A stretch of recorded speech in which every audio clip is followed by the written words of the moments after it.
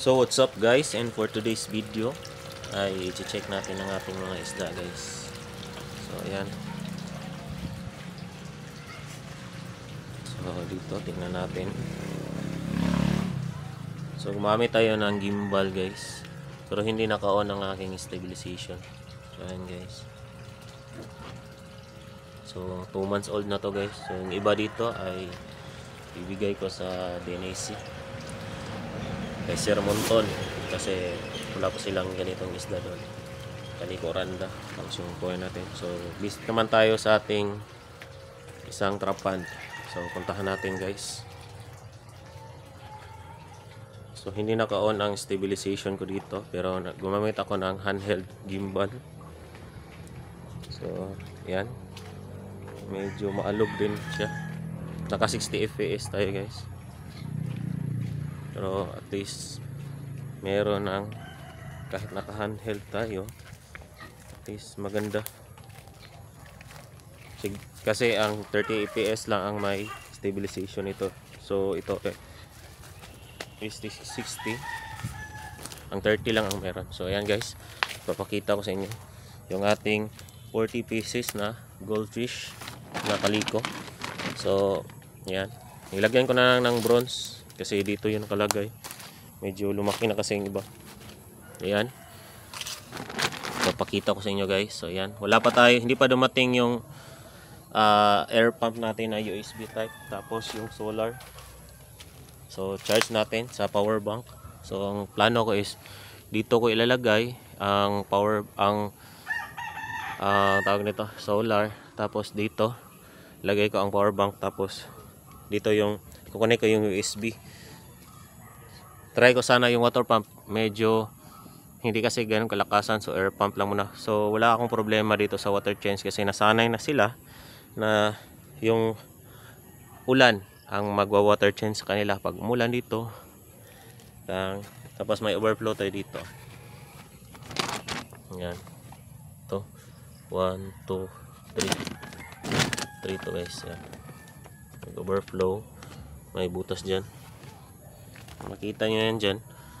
So 2 months old na. So 40 pieces to nilagay natin dito kasi medyo overcrowded na sila sa kabila. Tingnan natin ulit. So ayan, nilagyan ko na lang ng bronze dyan guys, kasi yung iba magbablock yata.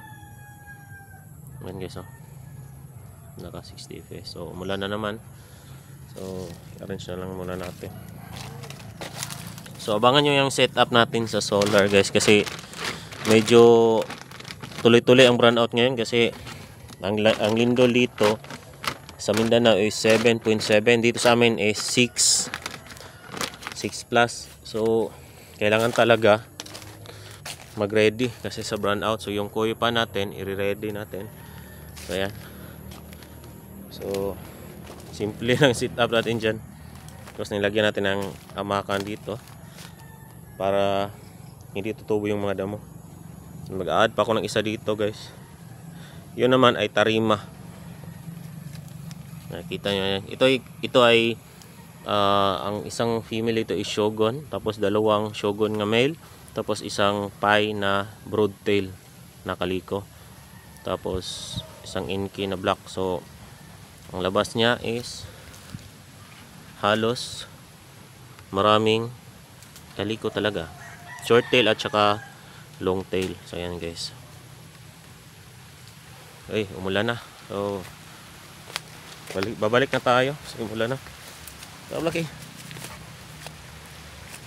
Yan guys, mula na, balik na.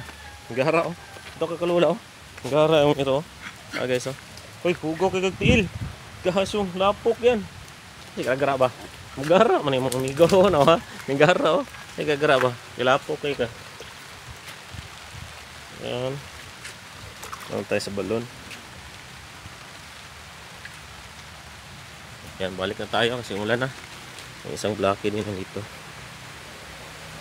So yan, ang ganda guys. Maganda naman ang resulta. So naka 60 fps tayo.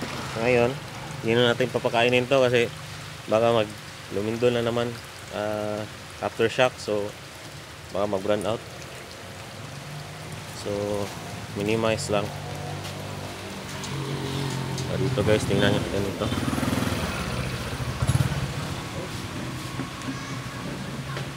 Sigang suga not. So yan guys, ang ating 2 months old. So kasi 200 mahigit sila guys. So naka separate natin yan. Tagal na kasing tumubo kasi sobrang dami na nila. So yan lang muna ang ating update guys. So naka 60 fps talaga tayo guys. So, salamat sa inyong panonood.